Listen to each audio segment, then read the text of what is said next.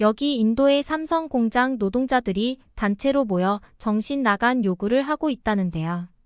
이에 따라 삼성이 엄청난 결정을 내리자 모든 게 한국 때문이라고 더 큰 시위를 준비 중에 있다고 합니다. 도대체 무슨 일이 있었던 것일까요? 우리 마을이 단 2년 만에 이렇게 많이 변했다는 게 믿기지 않았어요. 매일 아침 삼성 공장으로 걸어갈 때마다 마치 꿈을 꾸는 것 같았죠. 예전에는 먼지를 일으키며 걷던 흙길이 이제는 매끈하게 포장된 도로로 바뀌었어요. 발밑에서 느껴지는 그 부드러운 느낌이 좋아서 가끔은 일터까지 달리고 싶은 마음까지 들더라고요. 조용하고 잊혀졌던 우리 마을이 이제는 활기로 가득 차게 됐어요. 마을 끝에 서 있는 반짝이는 삼성 공장은 그냥 건물이 아니라 희망의 등대 같았죠. 그 공장은 우리 모두에게 더 나은 미래를 약속하는 상징이었어요. 처음 학교에 컴퓨터가 들어온 날이 아직도 생생해요. 아이들의 눈이 접시만큼 커졌었죠. 화면을 손끝으로 살며시 만지는데 마치 깨질까 봐 조심하는 것 같았어요. 그 모습을 보면서 저도 모르게 웃음이 나왔죠. 이 아이들은 우리가 자랄 때와는 완전히 다른 교육을 받겠구나 하고 생각했어요. 그 애들은 우리보다 훨씬 더 많은 세상을 알면서 자랄 테니까요. 새로 생긴 보건소도 마을을 완전히 바꿔놨어요. 예전에는 누가 아프기라도 하면 큰 도시까지 몇 시간을 달려가야 했거든요. 그런데 이제는 마을에 의사가 있어서 필요할 때 바로 진료를 받을 수 있으니 사람들의 얼굴에 안도감이 가득했어요. 우리 동네 가게들조차 예전과는 완전히 달라졌어요. 전에는 매주 쌀, 렌틸콩 같은 기본 식료품을 사고 돈이 좀 남으면 간식거리나 사곤 했죠.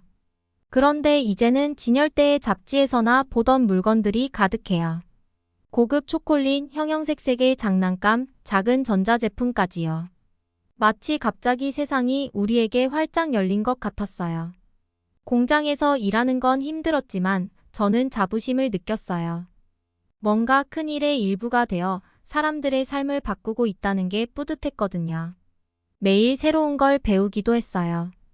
제가 다루던 기계들이 워낙 첨단이라 가끔씩은 제가 그걸 직접 조작하고 있다는 게 믿기지 않을 정도였어요.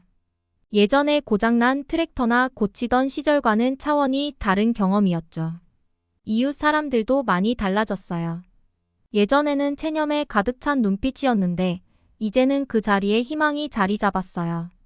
예전에는 수확한 농작물을 시장까지 옮기는 게 큰 고민이었는데 이제는 새 도로 덕분에 일이 한결 수월해졌어요.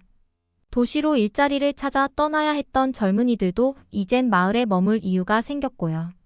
그런데 시간이 지나면서 모든 게 완벽하지만은 않다는 걸 알게 됐어요. 발전이 있었지만 여전히 생계를 유지하기 힘든 사람들이 많았어요. 공장에서 열심히 일해도 노력에 비해 임금이 그리 만족스럽지 않았죠. 처음엔 점심시간에 슬쩍 나오는 불만 정도였어요. 한두 마디 불평이었지만 그 불만이 점점 커져갔어요. 처음으로 일이 끝난 후에 회의를 가진 날을 잊을 수가 없어요. 20명 남짓한 사람들이 라지의 작은 거실에 빽빽이 모였죠.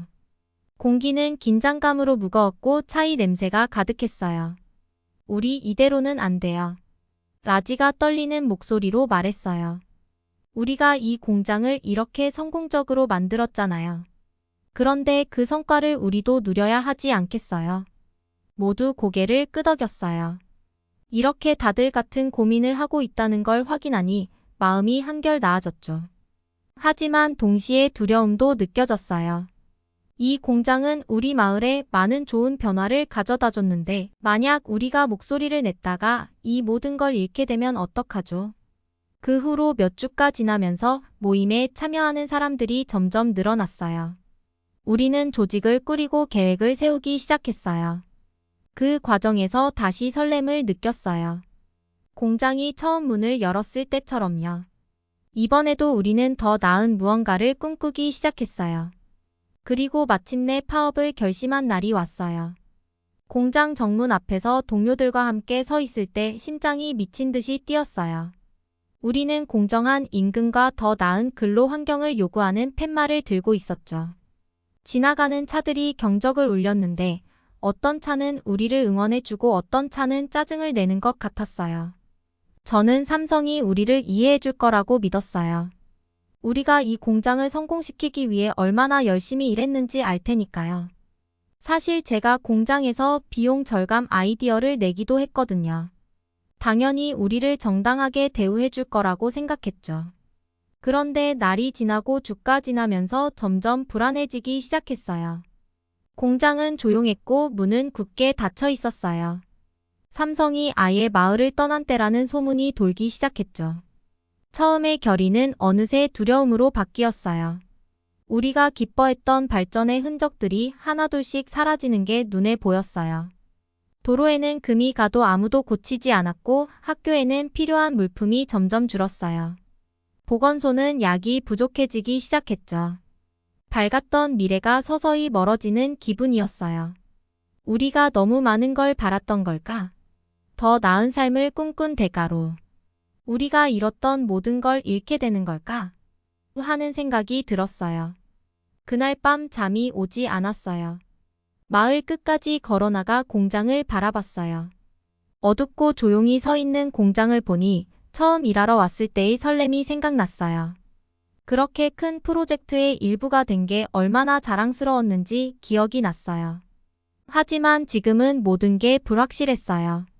더 나은 월급과 근무 환경이 필요하긴 해요. 그런데 우리가 얻은 것들도 잃고 싶지 않았어요. 이 두 가지 사이에서 균형을 잡는 게 참 어렵더라고요. 그때 주위를 둘러보니 다른 동료들도 저처럼 걷고 있었어요. 서로 눈을 마주치며 고개를 끄덕였어요. 말하지 않아도 서로가 같은 감정을 느끼고 있다는 게 느껴졌어요. 희망과 두려움이 뒤섞인 그 복잡한 감정이요. 다음 날 삼성 측 사람들이 우리와 얘기하러 온다는 소식을 들었어요. 우리는 마을 광장에 모여 심장이 쿵쿵대는 걸 느꼈어요. 그들이 우리 말을 들어줄까요? 아니면 정말 떠나겠다는 통보를 하려는 걸까요? 삼성 직원들의 차가 길 위에 먼지를 일으키며 도착했어요. 그들이 차에서 내리자마자 군중은 숨죽인 듯 조용해졌어요. 이제 진실의 순간이 온 거였죠. 그들이 무슨 말을 할지에 따라 우리의 삶이 완전히 바뀔 거예요. 저는 깊게 숨을 들이마시고 우리의 운명을 기다렸어요. 공포가 마을 공기 속에 가득 차 있는 게 느껴졌어요. 마치 짙은 안개가 내려앉은 것처럼요. 한때 활기차던 중심가를 걷다 보니 지나가는 사람들 얼굴마다 근심이 가득 새겨져 있었어요. 예전에는 저를 보면 활짝 웃으며 인사하던 친구들도 이제는 겨우 고개만 끄덕일 뿐이었죠.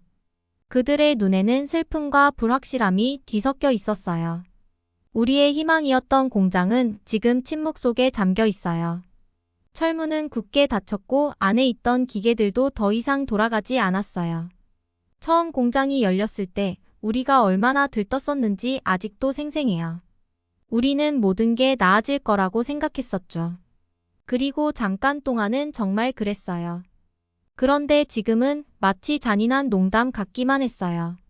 동네 찻집에 들렀을 때 라제시 아저씨가 몇몇 남자들에게 차를 따르고 계셨어요. 그들은 작은 목소리로 심각한 대화를 나누고 있었죠. 제가 다가가자 모두 조용해지더니 저를 힐끔 보면서 동정과 비난이 섞인 시선으로 쳐다봤어요. 그도 그럴 게 제가 파업 주도자 중 한 명이었으니까요. 아르준 와서 차나 한잔 해라. 라제시 아저씨가 부르셨어요. 목소리는 친절했지만 그 안에 묘한 피로감이 느껴졌어요. 저는 고개를 끄덕이며 차를 받아들었지만 따뜻한 차도 속이 뒤틀린 마음을 달래주진 못했어요. 차를 마시며 주위에서 흘러나오는 대화를 어깨너머로 들었어요. 이제 우린 어떻게 해야 하나? 한 남자가 속삭였고 가족들 밥은 어떻게 먹여야 하지? 다른 사람이 한숨을 쉬며 말했어요. 그 말 한마디 한마디가 가슴을 찌르는 것 같았어요. 우리가 정말 큰 실수를 저지른 걸까요? 길을 걸어가다 동생이 다니는 학교 앞을 지나쳤어요. 아이들의 웃음소리로 가득 차 있던 운동장은 텅 비어 있었고 삼성에서 기부한 새 컴퓨터랑 책들도 잠긴 교실 안에 방치된 채였어요.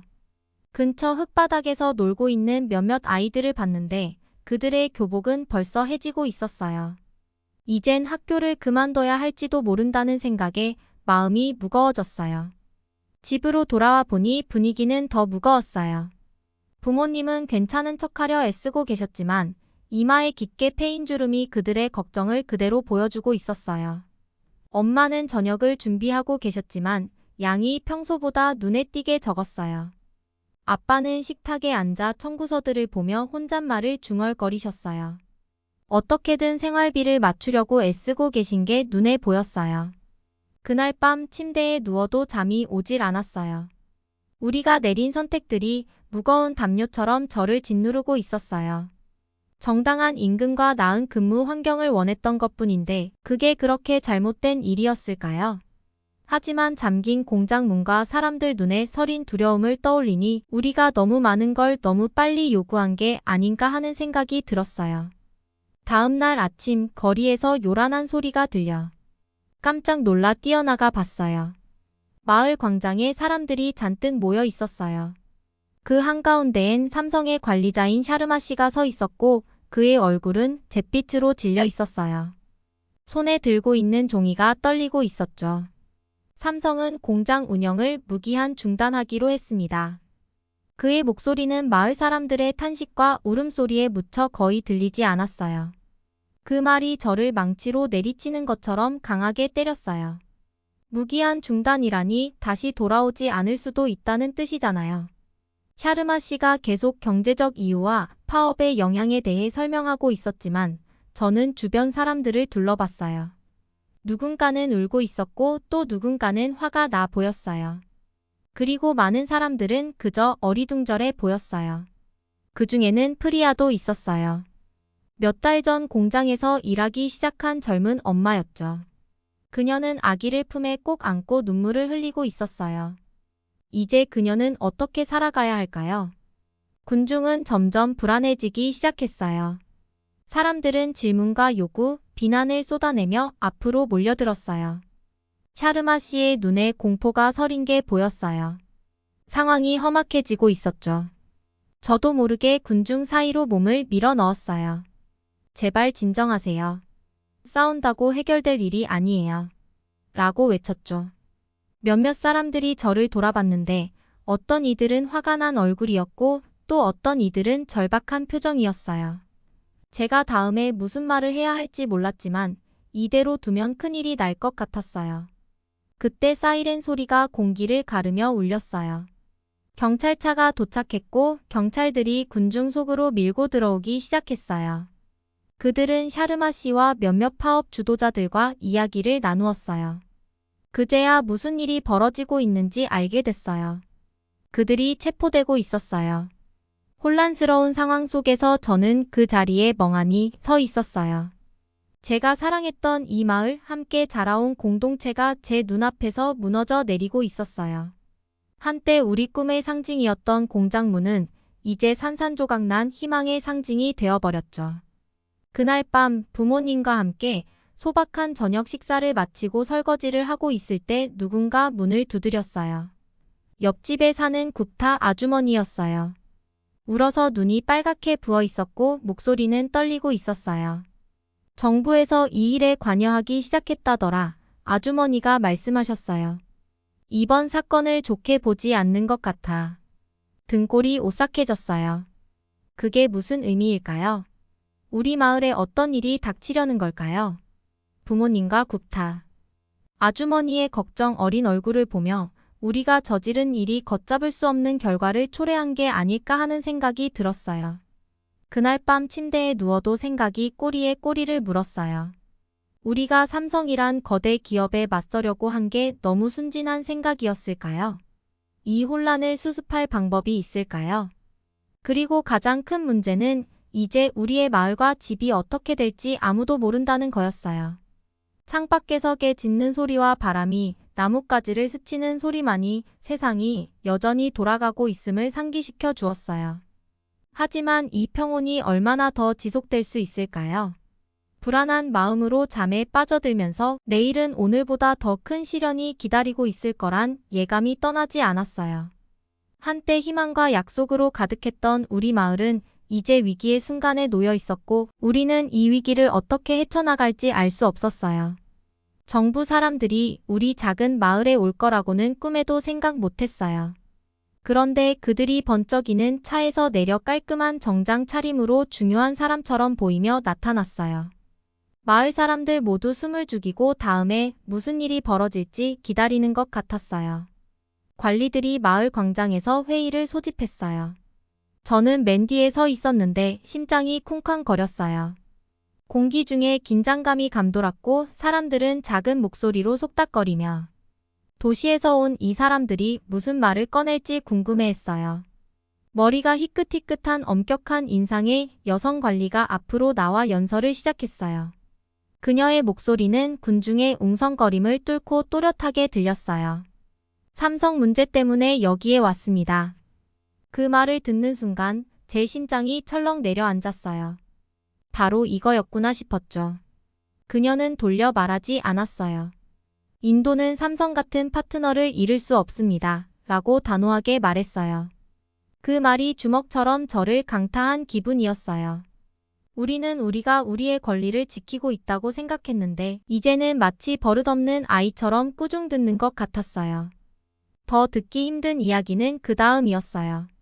파업을 주도했던 몇몇 사람이 수갑을 차고 끌려갔어요. 제 친구 라지도 고개를 숙인 채 경찰차로 끌려가는 걸 봤어요. 아무리 생각해도 이건 아니었어요. 우리가 잘못한 게 있나요? 우리는 그저 열심히 일한 만큼 공정한 대가를 바랐던 것뿐인데요. 하지만 거기서 끝이 아니었어요. 그 관리는 파업에 참여한 모든 사람에게 벌금을 부과하겠다고 발표했어요. 저는 머릿속으로 대충 계산해 봤는데 앞으로 몇 달 동안 빚더미에 앉게 될 거란 걸 깨달았어요. 이걸 도대체 가족에게 어떻게 설명해야 할지 막막했어요. 상황이 이 정도로 나쁠 줄 알았다면 차라리 믿지 않았을 거예요. 심지어 인도 총리까지 이 문제에 개입했다고 하더라고요.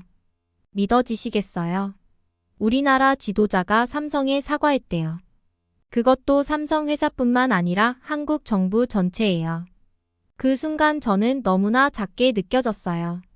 우리는 우리의 권리를 위해 싸우고 있다고 생각했는데 이제 보니 우리는 거대한 존재를 성가시게 한 작은 개미에 불과했어요.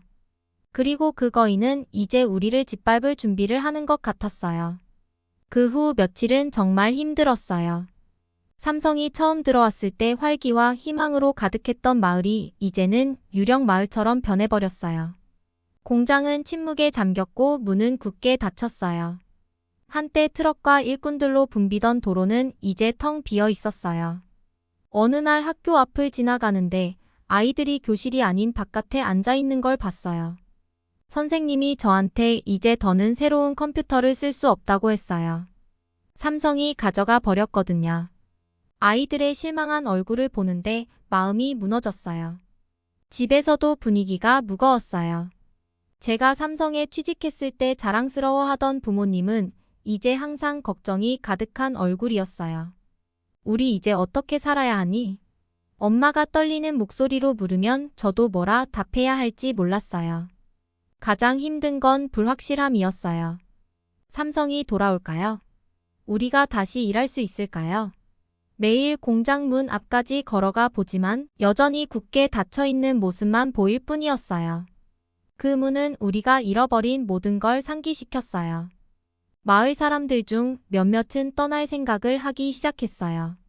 이제 여기엔 아무것도 남아있지 않아 그런 말을 하곤 했죠. 그런데 우리는 어디로 가야 할까요? 여기가 우리 집이고 우리가 뿌리내리고 살아온 곳인데요. 다른 곳에서 새롭게 시작한다는 생각이 두려웠어요. 시간이 지나면서 저는 점점 모든 게 헷갈렸어요. 우리가 파업한 게 실수였을까요? 삼성의 입장을 좀 더 이해하고 참을성을 가졌어야 했던 걸까요? 하지만 우리가 얼마나 열심히 일했고 얼마나 적은 월급을 받았는지 생각하면 다시 화가 났어요. 어느 저녁 해질녘에 집 앞 계단에 앉아있던 저에게 이웃 프리아가 찾아왔어요. 그녀는 무거운 한숨을 쉬며 제 옆에 앉았어요. 공장을 창고로 바꾼다는 말이 있어 그녀가 말했어요.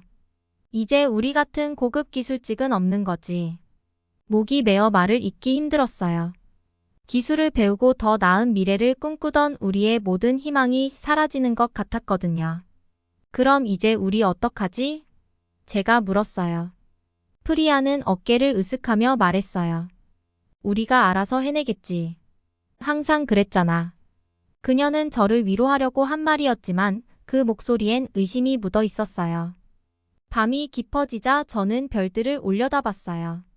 그 별들은 너무 멀리 있는 것처럼 느껴졌어요. 우리의 희망과 꿈도 이제 저 멀리 사라져버린 것만 같았어요. 하지만 마음속 어딘가에는 아주 작은 희망의 불씨가 남아 있었어요. 어쩌면 정말 어쩌면 상황이 나아질 수도 있겠죠. 삼성이 우리에게 다시 기회를 줄 수도 있고 아니면 우리가 우리 힘으로 새로운 무언가를 만들어낼 수도 있을 거예요.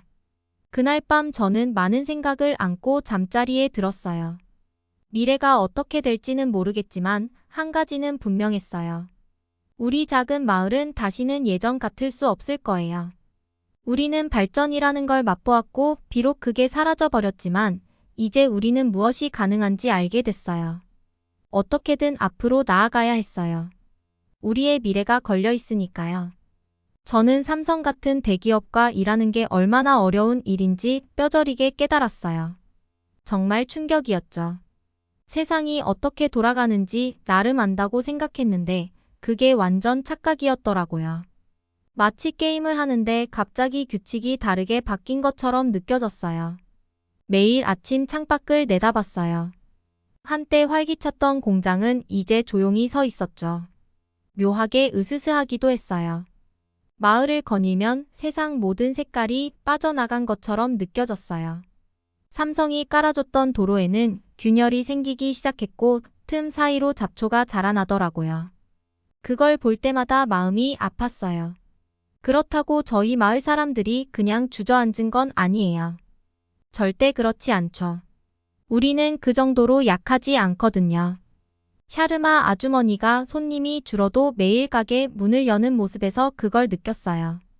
옛 학교 뒤뜰에서 아이들이 여전히 먼지를 일으키며 크리켓을 하는 모습에서도요. 어느 날 마을 우물가에 앉아 멍하니 생각에 잠겨 있었어요.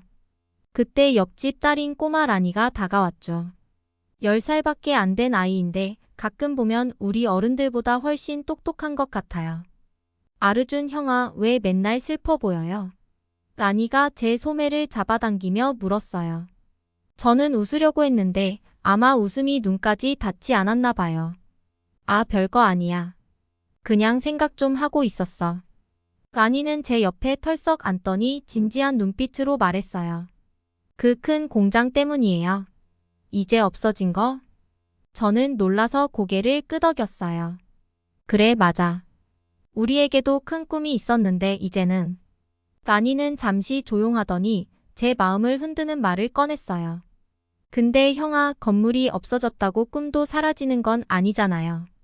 우리 새로운 꿈을 꾸면 되지 않을까요? 그 순간 마치 머릿속에서 불이 켜진 것 같았어요. 라니 말이 맞더라고요. 이렇게 계속 슬퍼하고만 있을 순 없었어요. 뭔가를 해야 했어요. 다음 날 저는 마을 광장에서 회의를 소집했어요. 거의 모든 마을 사람들이 모였죠. 그들의 얼굴에는 걱정이 가득했지만 동시에 궁금한 눈빛도 엿보였어요.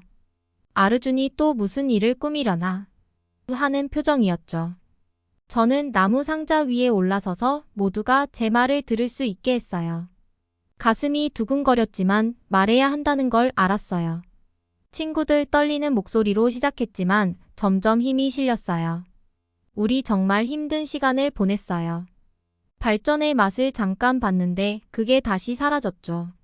그런데 우리가 이렇게 좌절하고 있을 거예요. 군중 사이에서 웅성거림이 들렸어요. 몇몇 사람은 고개를 젓고 몇몇은 흥미로운 듯 지켜봤죠. 삼성은 우리에게 우리가 어떤 모습이 될 수 있는지 잠깐 보여줬어요. 제가 계속 말했어요. 하지만 꼭 대기업이 있어야 우리 삶이 나아지는 건 아니잖아요. 우리가 스스로 할 수 있지 않을까요? 저는 그동안 마음속에서 구상했던 아이디어들을 사람들에게 이야기했어요. 공장에서 배운 기술을 활용해 작은 사업을 시작하자고 했죠. 자원을 모아 학교도 계속 운영하고 다른 마을들과 손잡고 지원 네트워크를 만들 수 있을 거라고 말했어요. 제가 말하는 동안 사람들의 눈빛이 달라지는 걸 느낄 수 있었어요. 거의 꺼져가던 희망의 불씨가 다시 살아나는 듯 했죠. 라젯이 우리 마을의 정비공이 먼저 일어섰어요. 삼성에서 받은 공구가 아직 있어요. 그걸로 수리점을 시작하면 어떨까요? 그러자 공장 식당에서 일했던 프리아도 아이디어를 내놓았어요. 저는 대규모 인원을 위해 요리하는 법을 배웠어요. 결혼식이나 축제 같은 행사에 맞춰 케이터링 사업을 해보면 어떨까요? 사람들 사이에서 아이디어가 쏟아지기 시작했어요. 마치 막혀있던 댐이 터진 것처럼 잃어버렸다고 생각했던 창의력과 에너지가 다시 솟아나는 것 같았어요. 그날 우리는 위원회를 꾸렸어요. 교육을 담당할 위원회, 사업개발위원회, 그리고 인프라 유지위원회까지요. 쉬운 일은 아니겠지만 몇 달 만에 처음으로 희망이 생겼어요. 몇 주가 지나자 마을에는 다시 변화가 일어나기 시작했어요. 하지만 이번에는 외부의 힘이 아니라 우리 스스로 만들어낸 변화였죠. 한 걸음 한 걸음씩 나아갔어요. 물론 어려운 날도 많았어요. 교재를 살 돈이 없어서 임시 학교를 닫아야 했던 날도 있었고 새로운 사업이 실패했던 날도 있었죠. 그래도 포기하지 않았어요. 광장에서 회의를 했던 지 6달쯤 뒤 저는 마을 끝에 서서 들판을 바라봤어요. 여전히 삼성 공장은 조용히 서 있었지만 그 주변에는 새로운 생명이 피어나고 있었어요. 라제시의 수리점은 바쁘게 돌아가고 있었고 프리아의 케이터링 사업은 이미 인근 새마을에서 유명해졌어요. 우리가 직접 도로 몇 군데를 다시 포장하기도 했죠. 해가 지는 걸 보면서 마음 깊은 곳에서 자부심이 솟아올랐어요. 우리는 중요한 걸 배웠거든요. 발전은 대기업이나 정부 지원으로만 오는 게 아니라 사람들이 함께 힘을 모으고 자신을 믿을 때 이뤄진다는 걸요. 그때 우물가에서 라니가 했던 말이 다시 떠올랐어요. 그녀 말이 맞았어요. 삼성과 함께 꿈이 사라진 게 아니었어요. 오히려 그 꿈이 변하고 성장해서 우리만의 꿈이 된 거죠. 미래는 여전히 불확실해요. 언젠가 또 다른 대기업이 우리 마을에 찾아올지도 모르죠. 하지만 이번에는 준비가 돼 있을 거예요. 우리가 가진 가치를 알고 당당하게 맞설 거니까요. 그리고 저는요? 이제 저는 단순한 엔지니어가 아니에요. 저는 꿈꾸는 사람이자 계획을 세우고 공동체를 만드는 사람이 됐어요. 그게 세상에서 제일 멋진 직업이라고 생각해요.